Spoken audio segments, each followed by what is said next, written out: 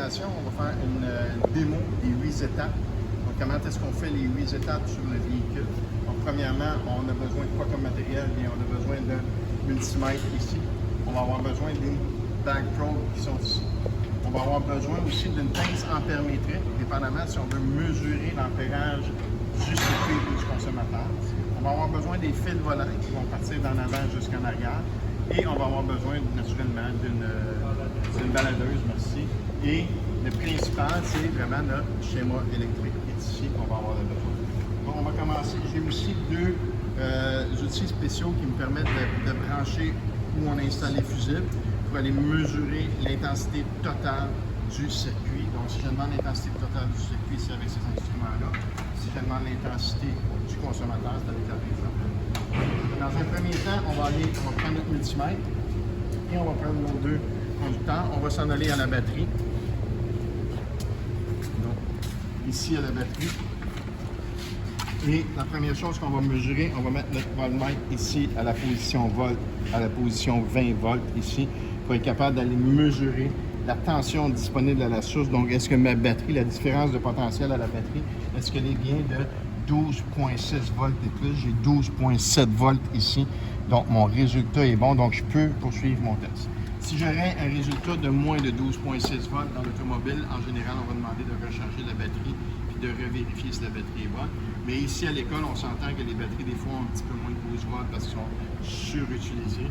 Donc, en autant qu'on a une tension disponible, on peut plugger un chargeur et faire les tests avec un chargeur. De toute façon, on devrait toujours brancher un chargeur intelligent sur notre batterie pendant qu'on fait les tests parce qu'on va laisser les clés en on. Et puis, durant ces tests-là, ben, veut pas, les batteries vont se vider tranquillement à cause des portes, des lumières allumées et tout ça. Et puis, on va finir par travailler avec une batterie qui va peut-être avoir 8 volts tantôt.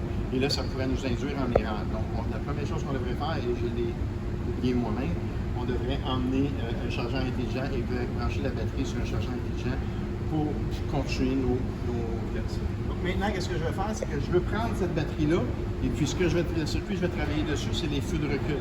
Donc, les feux de recul sont situés en arrière dans la valise. Et je veux toujours avoir une référence qui vient de la batterie. Je pourrais utiliser le châssis comme la masse de référence et tout ça.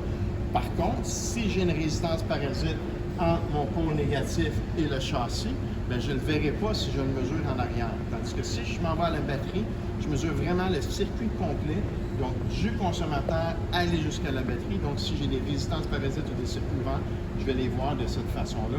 Donc, je n'aurai pas de faux diagnostic. Donc, en réalité, qu'est-ce qu'on fait? On se fait deux fils volants comme ça ici. En anglais, on appelle ça des jumpers. Hein? Donc, on essaie qu'ils ne soient pas mêlés, là, mais dans notre cas, c'est un petit peu compliqué.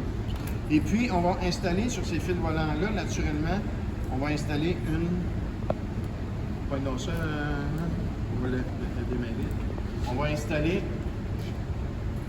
une fusible pour protéger notre circuit, OK?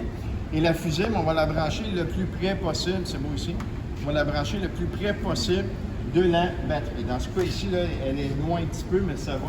Donc, je vais mettre ça ici sur le négatif parce que mon fil à l'autre bout, il est noir, ben rouge, c'est pas grave. Je vais mettre ça ici sur le négatif comme ça ici. Et je sais que ce négatif-là, maintenant, il va être là. Tu peux le garder dans tes mains. Je fais la même chose avec mon autre fil. On aurait peut-être dû les démêler avant de faire les vidéos, mais c'est pas grave.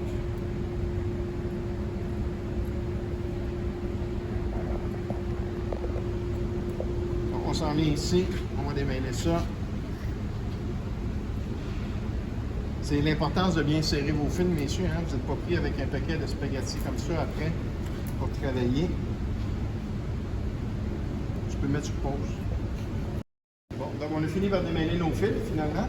Et encore là, encore une fois, je vais brancher la fusible le plus près de la batterie possible pour protéger ça. Et là, si vous regardez ici, ben, j'en ai un qui est branché sur le négatif, un qui est branché sur le positif.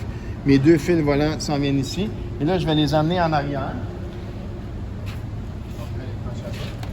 Je vais les emmener en arrière pour avoir cette référence-là en arrière ici. Donc, c'est comme si j'aurais une batterie en arrière. Je les mets sur la moulure ici pour les protéger, pour pas qu'ils soient en contact avec du métal, pour pas créer un court-circuit.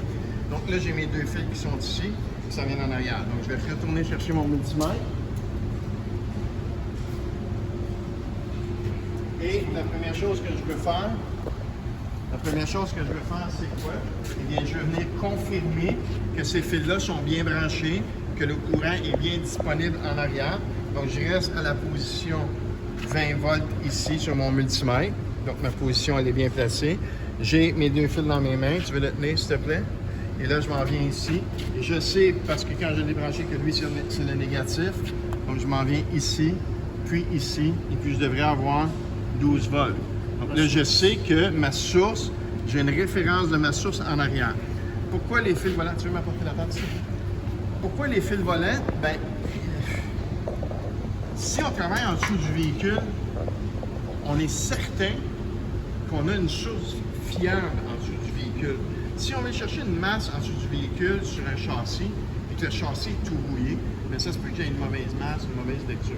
Tandis que là, ici, je sais que j'ai exactement, je l'ai confirmé, j'ai le même voltage qu'en avant, en arrière, donc je peux utiliser ces références-là de façon sûre.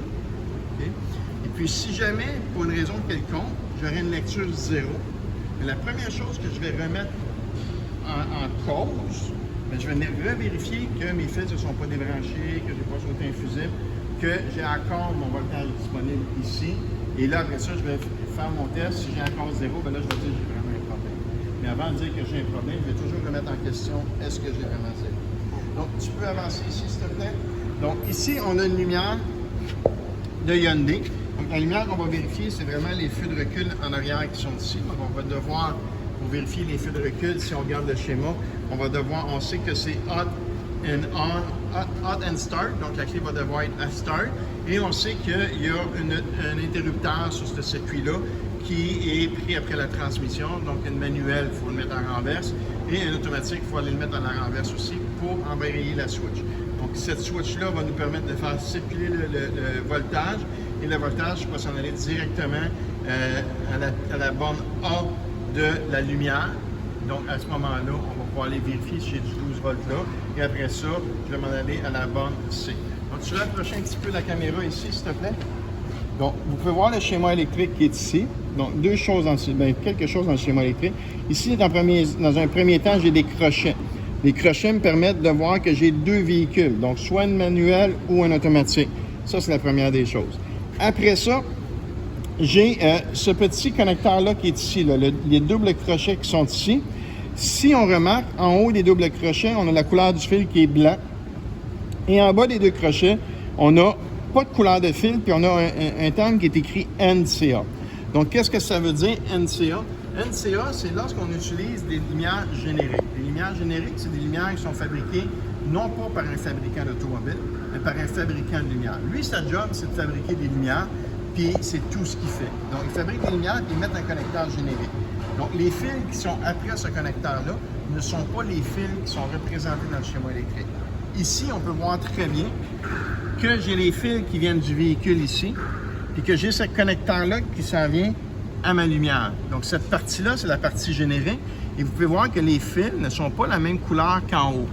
Donc, si je me fie au schéma électrique et j'essaie de repérer mes fils, que ce soit ici ou bien aux lumières directement, je vais me rendre compte que les fils ne sont pas la bonne couleur. Parce que la couleur des fils qui sont sur le schéma, c'est la couleur des fils qui sont avant le connecteur générique. Donc, si je débranche ça ici, comme ça, eh bien, je viens de voir que là, j'ai ma lumière qui est ici, qui est une lumière générique, qui vient avec un connecteur générique. Ça va? Donc, à ce moment-là, je dois me fier à la couleur des fils qui sont ici. C'est la couleur des fils qui sont sur le schéma. Ça marche pour tout le monde? Donc, maintenant, qu'est-ce qu'on va faire? On va prendre une pause. Je vais aller poser les back probes à la bonne place. Et puis, on revient avec les back probes. C'est un connecteur générique. J'ai débranché ma lumière. Je suis venu m'installer en prise arrière, qu'on appelle donc en back probe, OK, avec des back probes spécialement faits pour ça. Donc, j'en ai mis un sur le positif et un sur le négatif.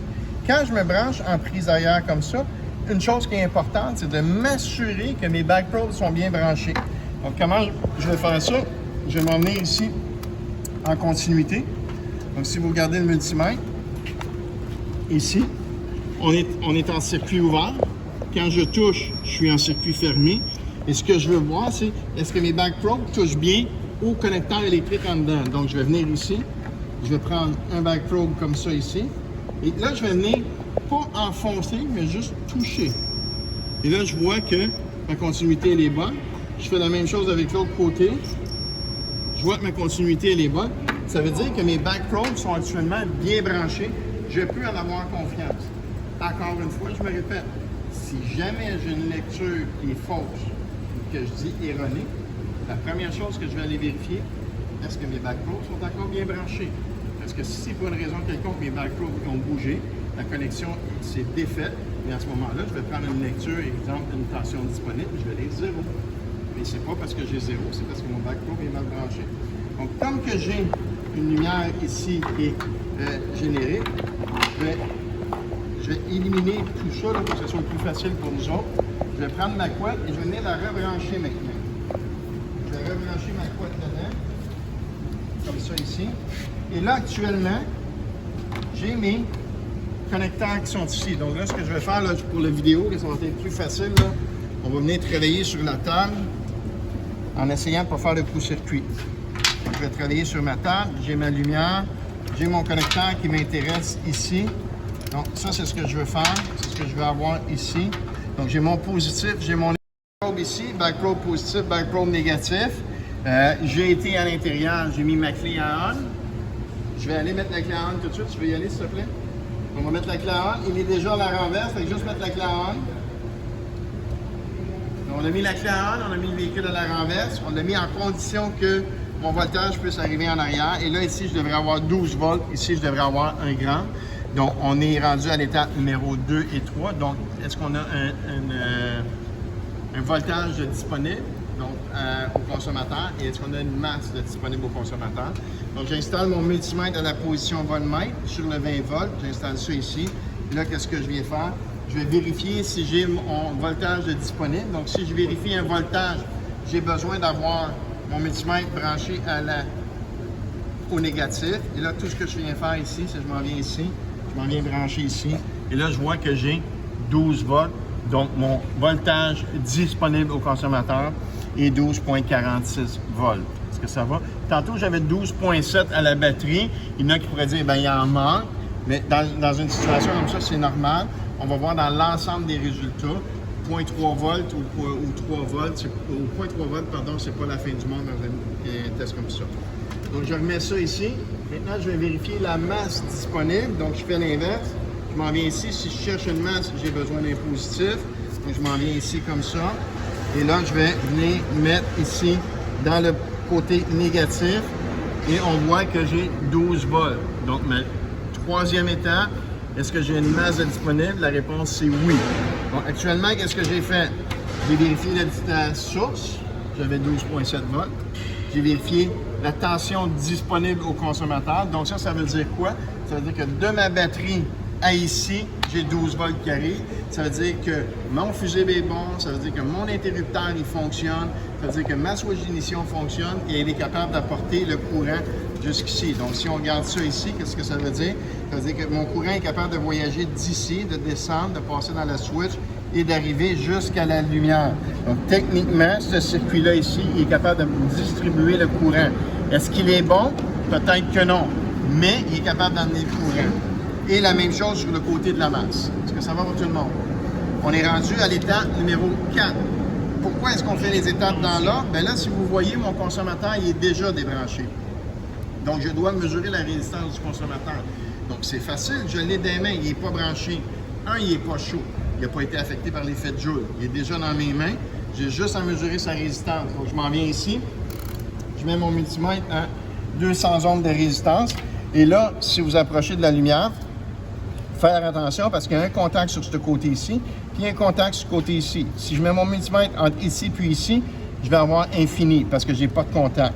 Donc, je vais devoir venir prendre mon multimètre comme ça ici, entre ce côté-là ici et ce côté-là ici. Et là, je vais mesurer la résistance qui me donne 0,8 ohms.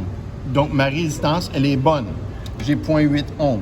Donc, on a fait l'étape numéro 1, l'étape numéro 2, l'étape numéro 3 et l'étape numéro 4. On est rendu aux étapes de chute de tension. Donc, qu'est-ce que je veux voir? Techniquement, si l'étape numéro 1, 2, 3 et 4 est bonne, ma lumière devrait allumer. Techniquement. Okay? Donc, là, qu'est-ce que je dois faire? C'est j'ai un problème de circuit qui fonctionne mal, non pas qui ne fonctionne pas. Donc, s'il fonctionne mal, je vais mettre ma lumière à l'intérieur, comme ça ici. Et là, faites attention parce que ça vient très chaud et on peut se brûler facilement. Et là, je vais mesurer les chutes de tension. Donc, mesurer les chutes de tension, je prends mon multimètre, je retourne à la position voltmètre. Et la première chute de tension, c'est la chute de tension au consommateur. Donc, je répète, une chute de tension, c'est une différence de potentiel. Ça se mesure en parallèle avec un multimètre placé en voltmètre entre le point A et le point B. Ça, c'est ce que ça fait, un multimètre, et ça mesure la différence de potentiel. Donc, si on regarde sur le schéma, ici, je devrais avoir 12 volts, et l'autre côté, je devrais avoir 0 volts. Donc, la différence entre 12 et 0, ça devrait être 12. Donc, je m'en viens ici comme ça, et je viens me brancher dans mes backprobes comme ça ici, et je viens prendre ma lecture, et j'ai 8,37 volts. Est-ce que c'est bon? Bien, la réponse, c'est non. Mais qu'est-ce que je fais? J'écris 8,37. Ça veut dire quoi? Ça veut dire que quelqu'un, quelque part, qui me vole à peu près 4 volts. Ou, je ne sais pas. Et peut-être sur le côté négatif, peut-être sur le côté positif. Ma job, c'est d'aller trouver où pour déterminer est-ce que je vais travailler sur le côté positif ou travailler sur le côté négatif. Donc, je vais prendre une chute de tension côté positif. Donc, une chute de tension côté positif, qu'est-ce que ça veut dire? Ça veut dire que je vais prendre mon fil ici, je vais le mettre à la batterie positif, comme ça ici, et je vais m'emmener ici avec mon négatif sur le positif de la lumière, et je vais mesurer la chute de tension, et on voit que j'ai 0,6 volts. Est-ce que c'est acceptable? Non, parce qu'on s'est dit, durant la formation, on s'est dit que la spécification qu'on se donnait, c'était 0,5 volts.